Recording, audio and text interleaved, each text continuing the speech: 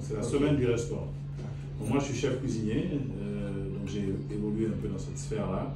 Mais là, je ne suis plus derrière les fourneaux. Je suis plus dans le côté événementiel, organiser les choses. Voilà. Donc je suis plus dans cette dynamique-là. Et donc, il y a 3 ans, on avait initié justement l'idée de faire un peu un côté RSE, on va dire, où on génère de l'argent. On a lancé ce concept de un élève, un repas. Parce qu'on sait que dans beaucoup d'écoles, les enfants viennent à l'école, mais souvent n'ont pas de repas. Ils ont le ventre creux, ils n'ont pas assez, voilà. Et ce que les gens pensent, bon, quand on pense au point E, c'est que c'est un quartier favorisé. Voilà. Et qu'on se dit que les enfants là, ils n'ont pas besoin de. Alors que moi, j'ai dit non.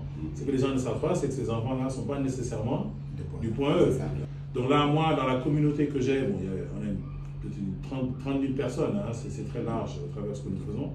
Ce sont maintenant ces dons qu'on a collectés et qui ont fait aujourd'hui une valeur de 1,5 million.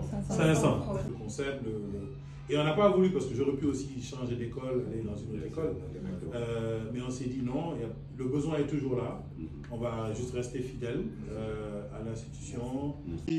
À point E1, l'école publique élémentaire du point E, pour remettre ce don qui est issu d'une campagne des membres de COAF et du monde entier, qui a vraiment donné d'eux-mêmes pour vraiment avoir ce montant de 1,5 million.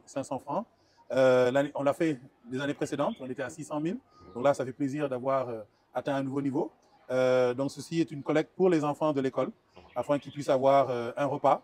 Donc l'initiative s'appelle Un élève, un repas. Nous sommes ravis aujourd'hui d'être avec M. Djedjou, qui est le nouveau directeur de l'école. Nous tenons à remercier aussi Papis, qui est le président de l'association. Du comité de gestion de l'école. Voilà. Donc je vous laisse un peu dire quelques mots. Voilà, merci. Merci à l'association. Vraiment, nous remercions ce geste à sa juste valeur. Vraiment, c'est une très bonne aubaine pour l'école. Et les élèves vont pouvoir s'améliorer dans les apprentissages. Vraiment, un repas pour un élève, vraiment, c'est très, très important. Voilà, nous sommes à Point E, zone communément réputée nantie, mais aussi il y a des élèves qui viennent d'autres horizons, qui viennent des fois le ventre creux.